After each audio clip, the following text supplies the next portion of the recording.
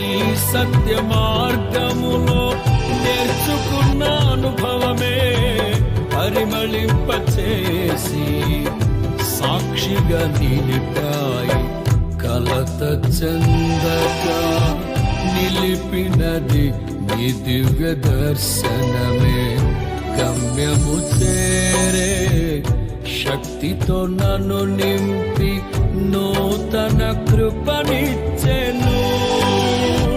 కలత చెందక నిలిపినది నీ దివ్య దర్శనమే. గమ్యము చేరే శక్తితో నన్ను నింపి నూతన కృపనిచ్చెను. ఆరాధ్యుడా, అభిషేక్తుడా,